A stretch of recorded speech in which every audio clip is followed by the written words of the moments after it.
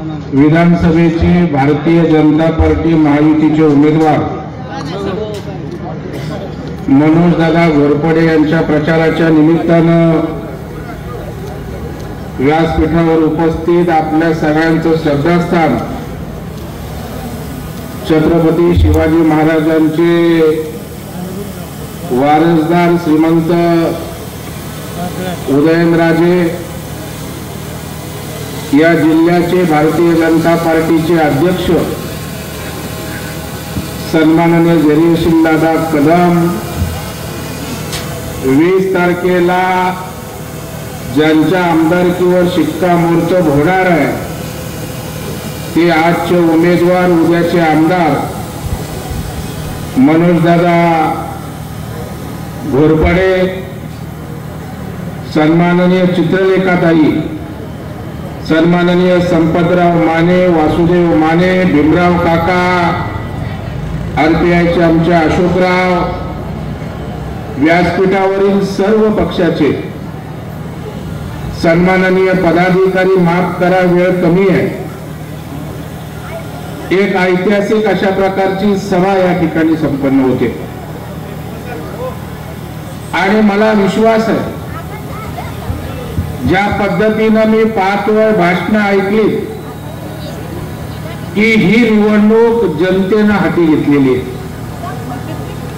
आणि ज्या वेळेला जनता ठरवते त्यावेळेला जगातली कुठलीही ताकद आपल्या उमेदवाराला पराभूत करू शकत नाही आणि म्हणून मनोजदादा यांचा विषय शरद पवार काय आणखी किती पवार आले तरी त्या ठिकाणी त्यांचा पराभव होऊ शकत नाही।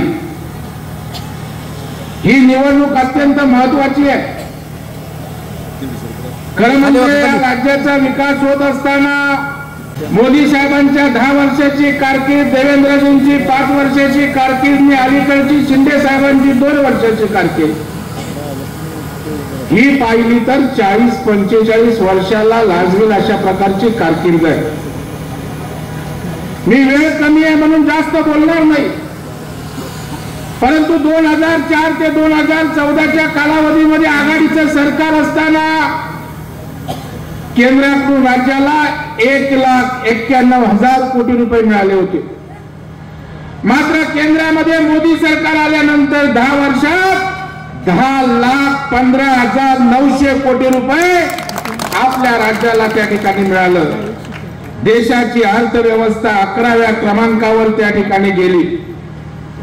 बाजू आम्ही जास्त केंद्राचं सांगत नाही, ही राज्याची निवडणूक आहे, विधानसभेची या ठिकाणी निवडणूक आहे।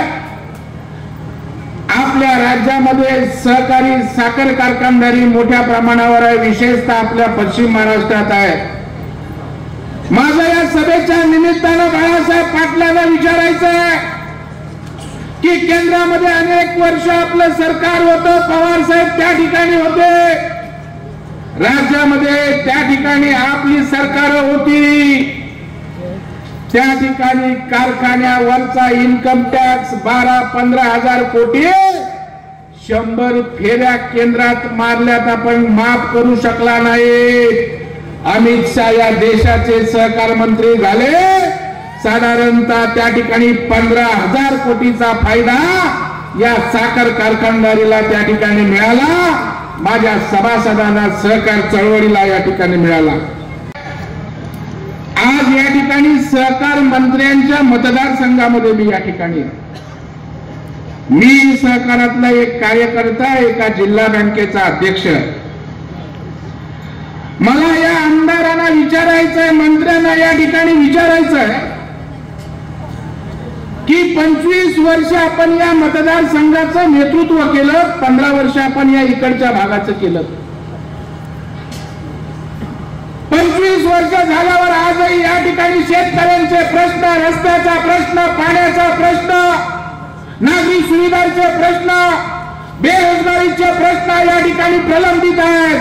25 वर्ष बाळासाहेब पाटील आपण काय केलं याचा जाब तुम्हाला या वेळेला रहमतपूरची जनता विचारल्याशिवाय राहणार नाही, हे मला पूर्णपणे या ठिकाणी माहित आहे। पवार साहेब म्हणतात काल मला वाटतं मोबाईल वरनच बोलले, बरोबर आहे ना? एक मुख्यमंत्री उद्धवजी ठाकरे साहेब होते, ते फेसबुक वरनं लाईव्ह करायचे. म्हणजे मुख्यमंत्री असताना मंत्रालयातही त्या ठिकाणी गेले नाही, तर हे आता त्या ठिकाणी फेसबुकच्या ऐवजी मोबाईल वरनं त्या ठिकाणी लाईव्ह झाले. काय म्हणाले की नोकरी हव्या असतील, बेरोजगारी कमी करायची असेल तर तुम्ही मी सांगतो त्या उमेदवारांना निवडून द्या. पवार साहेब, माझ्या एका छोट्या कार्यकर्त्याचा आपल्याला प्रश्न आहे.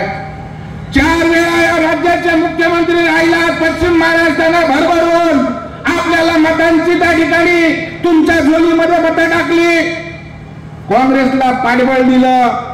40-45 वर्ष तुमच्या मार्गदर्शनाखाली सरकार आली, तुम्ही माझ्या या कराड उत्तर मध्ये एक चांगला उद्योगधंदा आणू शकला नाही, माझ्या बेकार तरुणांच्या हाताला काम देऊ शकला नाही. आणि 40-45 वर्षानंतर आपण त्या ठिकाणी आता सांगता आम्ही नोकऱ्या देऊ, रोजगार देऊ. 25 वर्ष या मतदारसंघाचं नेतृत्व केल्यानंतर अजूनही येऊन सांगताय आम्ही हे करू, आम्ही ते करू. अरे तुम्ही काही करण्याची गरज नाही.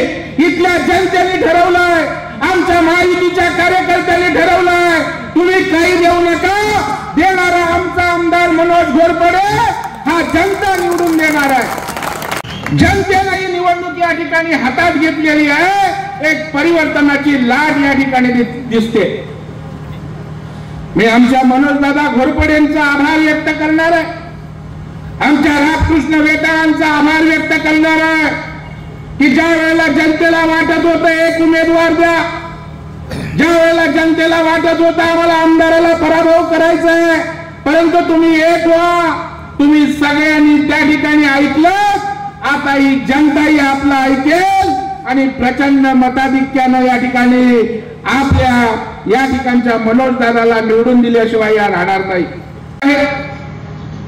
या ठिकाणी सह्याद्री साखर कारखाना आहे. 5 वर्ष या कारखान्याच्या त्या ठिकाणी टोळ्या येत नाही. 20-20 वर्ष त्या ठिकाणी अनेक महिने शेतात राहून त्या ठिकाणी अन्य कारखान्याला त्या ठिकाणी ऊस त्या ठिकाणी गेला आणि ज्या वेळेला सभासदांनी दुसरीकडे ऊस नेला, मला माहिती मिळाली की यांनी सभासदांकडून माफीनामे मागून घेतले. बरोबर आहे ना? अरे कुठली मस्ती, सहकारी कारखान्याचे मालक तुम्ही चेअरमन नसता. मी सहकारात काम करतो, सहकारात त्या ठिकाणी संस्थेचा मालक हा सभासद असतो, माझा शेतकरी असतो. तुम्ही त्यांचे माफीनामे त्या ठिकाणी घेतले. आता तुम्हाला अहमदपूर आणि कराड उत्तरची जनता माफ करणार नाही. माफीनामा लिहून दिलात तरी माफ करणार नाही. काय केलं? राज्याचे सहकार मंत्री होतात. कधी काही पश्चिम महाराष्ट्रात सहकाराचं वैभव होतं.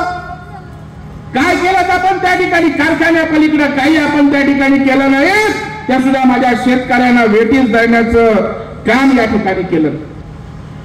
कराड उत्तर मतदारसंघाच्या कृष्णा नदी काठावर असून सुद्धा कनेरेखेड असेल, जयगाव असेल, वेलांग असेल, हापशिंगे असेल, आंबेरी, सापूर, बेलेवडी, पवारवाडी, जयपूर, आर्वी, नागझरी, मुळुकवाडी अजून ही गावं पाण्यापासून त्या ठिकाणी वंचित आहेत. आपल्याला लाजा पण बाळासाहेब वाटत नाही.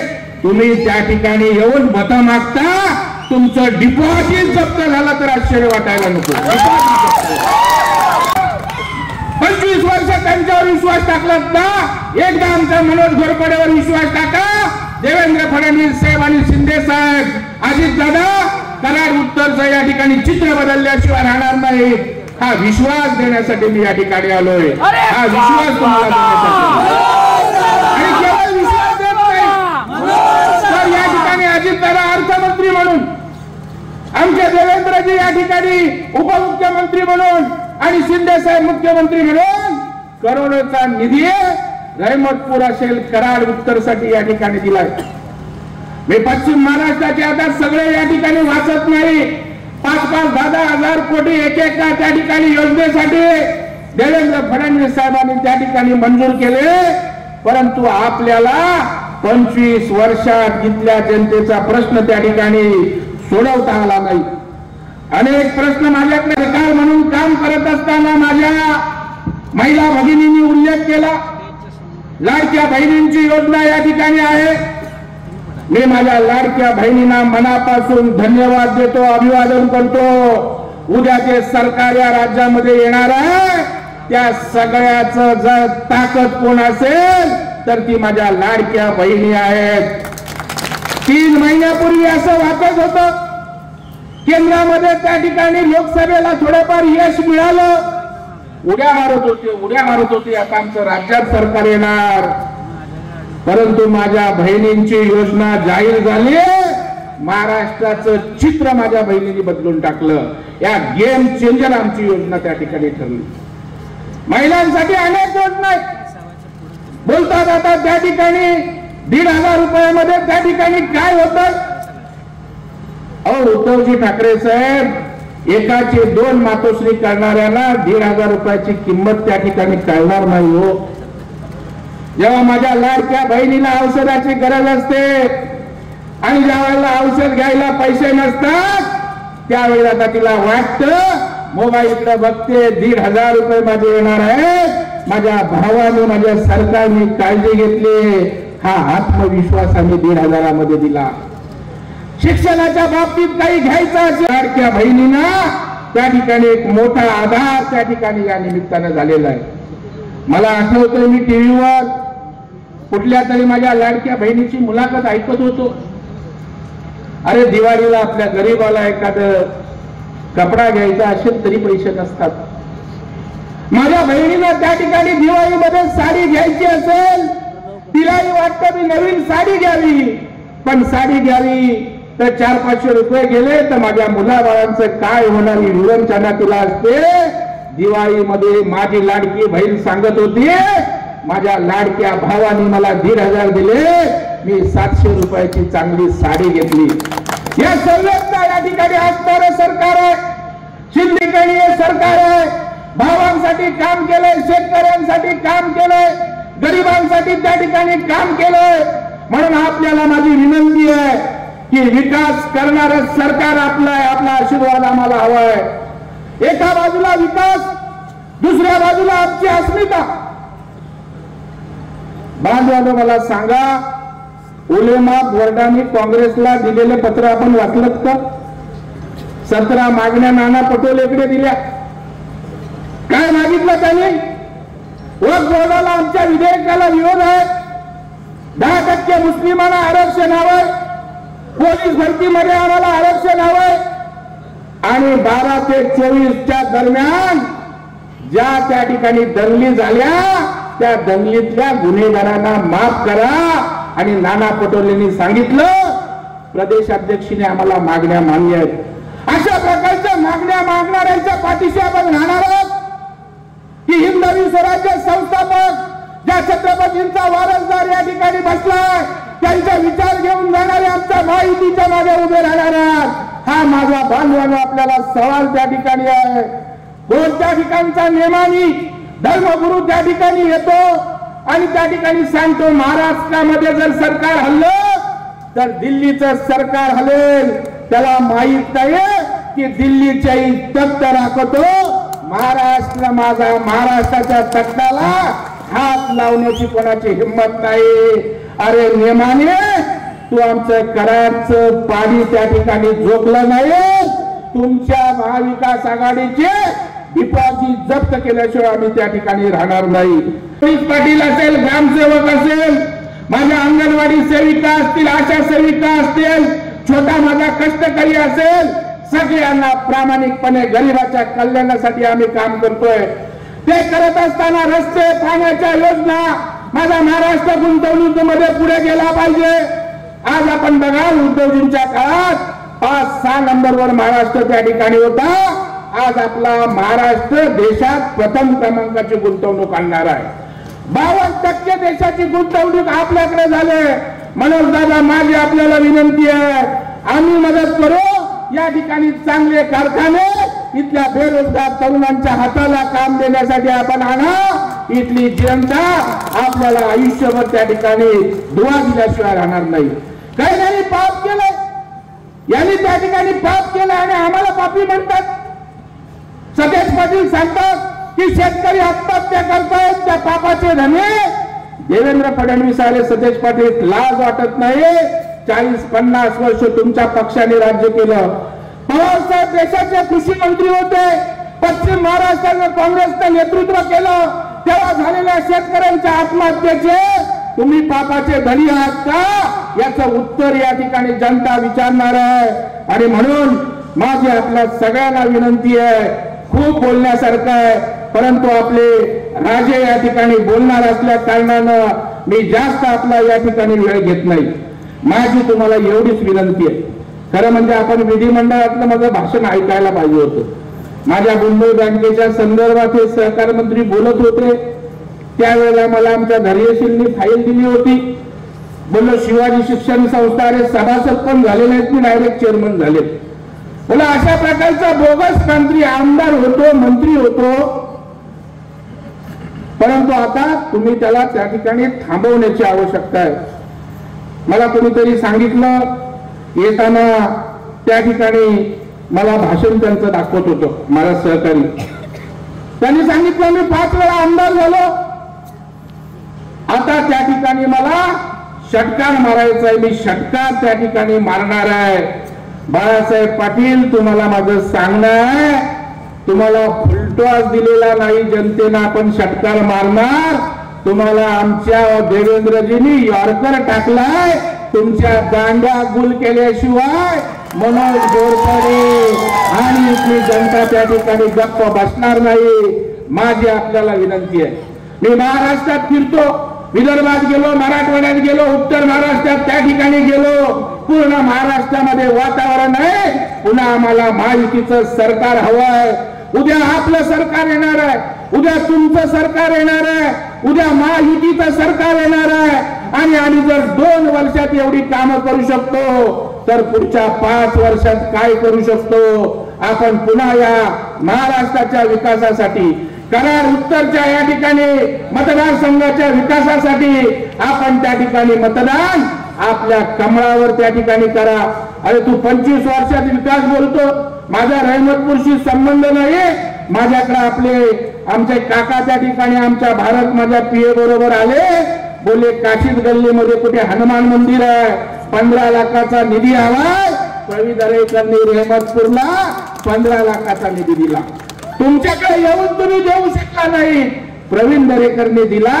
त्याच्यामुळे आता तुम्हाला घरी बसायचं आहे. आणि त्यामुळे माझी बांधवांना विनंती आहे, ही निवडणूक तुमची आहे, ही निवडणूक जनतेची आहे, ही निवडणूक युवकांची आहे, ही निवडणूक माझ्या लाडक्या भगिनींची आहे, ही निवडणूक शेतकऱ्यांची आहे, युवा वर्गाची आहे. या भावनेतनं आपण साऱ्यांनी या ठिकाणी काम करावं. आणि मनोज घोरपडे यांना 50,000च्या वरच्या मताधिक्यानं कमळावरच्या समोरील बटन दाबून विजयी करा, अशा प्रकारचं कळकळीचं आवाहन मी आपल्याला करतो. आणि तो विजयाचा गुलाल उधळण्यासाठी आपल्या राजांसोबत मी आपल्याकडे या ठिकाणी येईल एवढा विश्वास या ठिकाणी व्यक्त करतो. अरे छत्रपतींचं नाव घेता, छत्रपतींच्या पुतळ्यावर आमची टीका करता. प्रियंका गांधी, तुला छत्रपती पहिला नीट बोलायला शिक. छत्रपतींचा वंशज आज आमच्या व्यासपीठावर आहे, आमच्या मांडीला मांडी लावलाय. छत्रपतींचे विचार घेऊन आम्ही या ठिकाणी रयतेचं राज्य चालवतो. त्यामुळे छत्रपतींचे त्या ठिकाणी आणि सगळी मंडळी मावळे या ठिकाणी महायुतीला विजयी करू, अशा प्रकारचा निर्धार व्यक्त करतो. आणि आपल्या समोर आपले राजे उदयनराजे भोसले यांना मी विनंती करतो की उपस्थित जनसमुदायाला आपण मार्गदर्शन करावं. धन्यवाद प्रवीण भाऊ. यानंतर आपल्या